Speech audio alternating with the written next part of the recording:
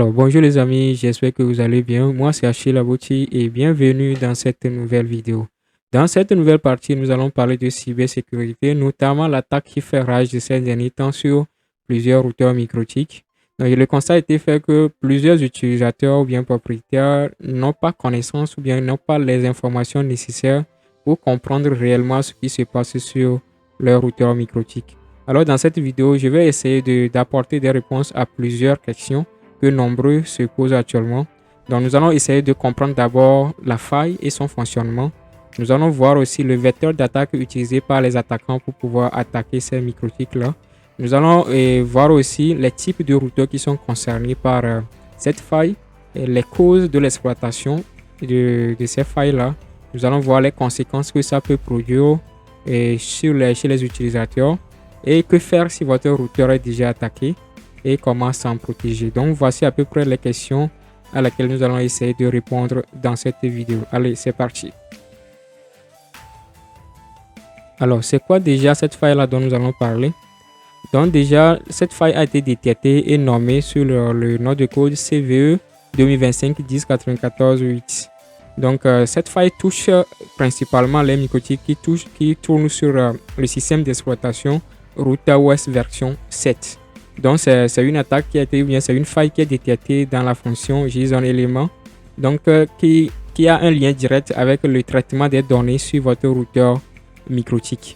Donc si on veut aller simplement, on veut dire que quoi, quand un attaquant un attaquant peut envoyer pendant une requête JSON qui est mal conçue, d'accord, à votre routeur, un fichier qui n'est pas bien respecté, bien formaté, il envoie à votre routeur. Et qu'est-ce que ça va provoquer? Ça va provoquer ce qu'on appelle communément, c'est une attaque qui est ancienne qu'on appelle du débordement de mémoire.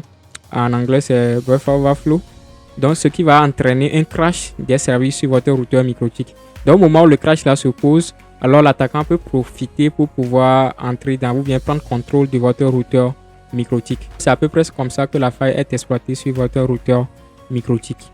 Maintenant là que nous avons vu comment est-ce que la faille se présente, maintenant nous allons voir quel vecteur d'attaque que les attaquants utilisent pour pouvoir pirater ou bien prendre contrôle de votre routeur microtique.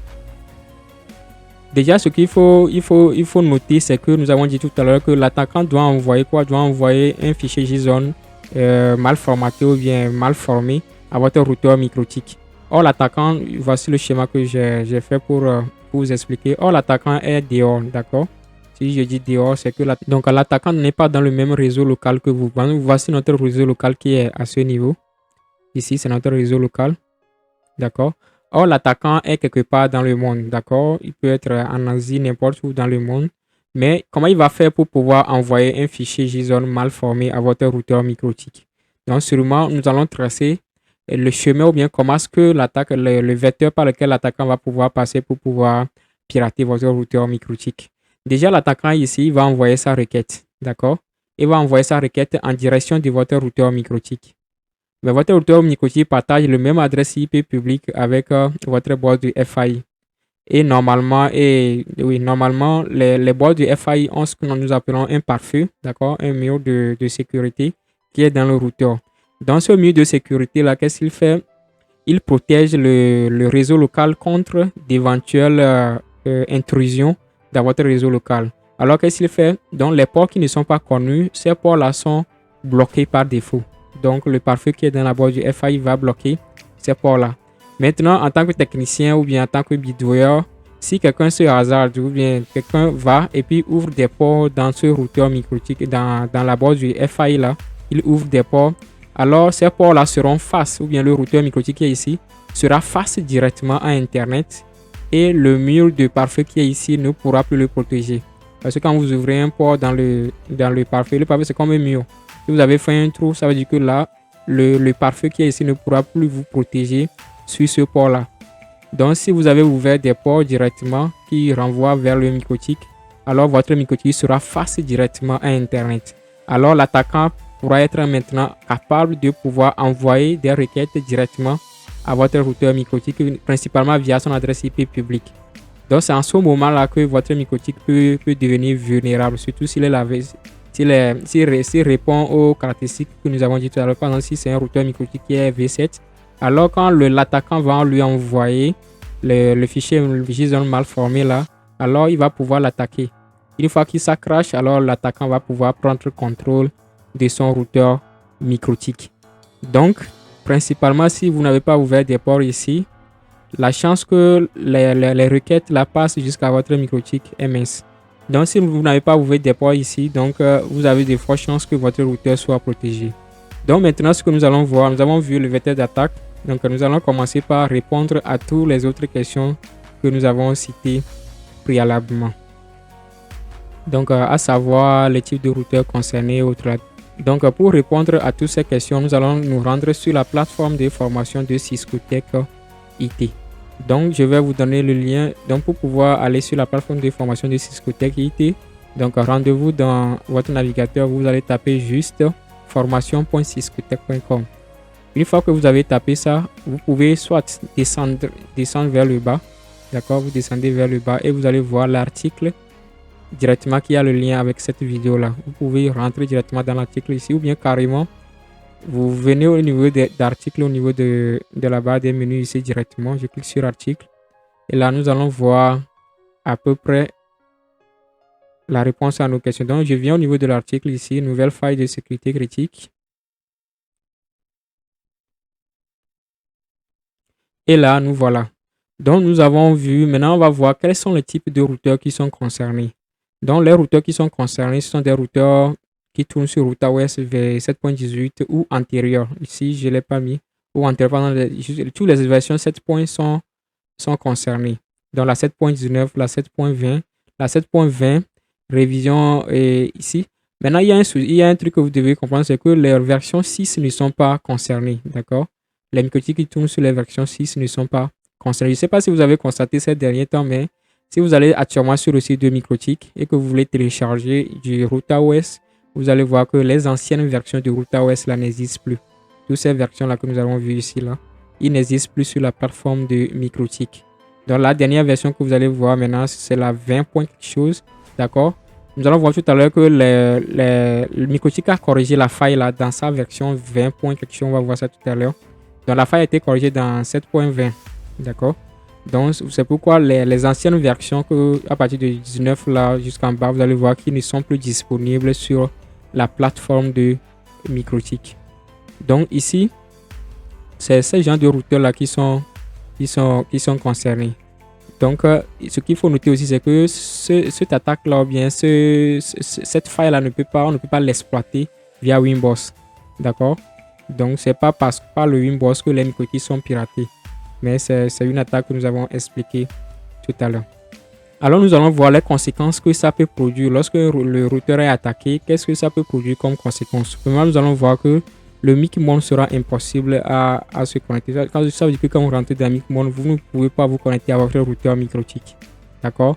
Donc, du même fait, vous ne pouvez pas gérer votre routeur car le compte d'accès que vous détenez chez vous a été limité. Donc, ce serait comme ça que ça se passe. Une fois que l'attaquant prend contrôle de votre routeur Microtik, qu'est-ce qu'il fait? Il va juste limiter votre compte principal. Lui-même va créer un autre compte et limiter votre compte. Donc, votre compte sera limité seulement en read ou bien en lecture, ce qui fait que vous ne pourrez plus accéder à votre routeur et vous ne pourrez plus rien faire en fait avec le compte read, quoi. Donc, après, nous allons voir ici, il y a impossibilité de créer de nouveaux comptes ou bien de nouveaux tickets. Donc, si votre ticket est fini, vous voulez générer des tickets, c'est impossible. Ou bien vous voulez vous-même créer un compte, c'est impossible parce que vous êtes limité. Dans certains cas, même, vous ne pourrez même pas vous connecter par Winboss. Mais la majorité des cas que nous avons racontés, c'est que vous pouvez vous connecter sur Winboss, mais seulement que vous êtes limité, vous ne pouvez rien faire. Donc, qu'est-ce que vous allez faire si, par exemple, votre routeur est déjà attaqué? D'accord, si votre routeur est déjà attaqué, qu'est-ce que vous allez faire? Là-bas, c'est compliqué. Si auparavant, vous avez créé un compte administrateur, d'accord, un compte secours qui est dans votre routeur, vous pouvez l'utiliser pour pouvoir vous connecter et dégager l'attaquant. Parce que, en fait, les attaquants là, ils utilisent un truc de robot. Une fois qu'ils prennent contrôle du routeur, il y a un script là qu'ils exécutent. D'accord? Donc, si vous avez un autre compte, à part le compte admin qui est là, le script ne va pas pouvoir limiter votre compte. Donc, vous pouvez utiliser votre compte là et maintenant supprimer les comptes de l'attaquant. Mais au cas où vous n'avez pas ce genre de compte là, là, je suis désolé, mais vous serez obligé de réinitialiser votre routeur MikroTik. Donc, vous devez faire un hard reset parce que vous ne pouvez même pas le réinitialiser à travers Winbox. Vous devez faire un hard reset pour pouvoir réinitialiser le routeur et reconfigurer de zéro. Maintenant, qu'est-ce que vous pouvez faire pour pouvoir vous protéger contre ce genre d'attaque-là?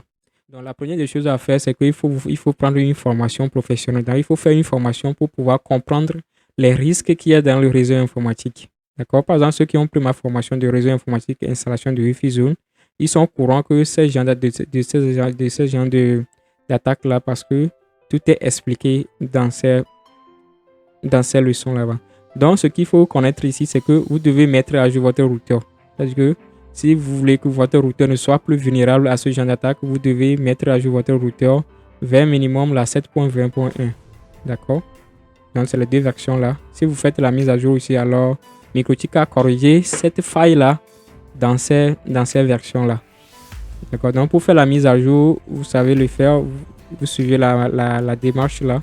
Et puis, vous allez pouvoir faire la mise à jour de votre routeur MikroTik. Donc, ce qu'il faut savoir aussi, c'est que vous pouvez soit bloquer ou bien changer le port de l'API. Le port de l'API, c'est le port qui est utilisé par Mikband. D'accord? D'ailleurs, c'est par le port là aussi que l'attaquant entre dans votre routeur et prend possession. Donc, une fois qu'il est entré, il bloque le chemin.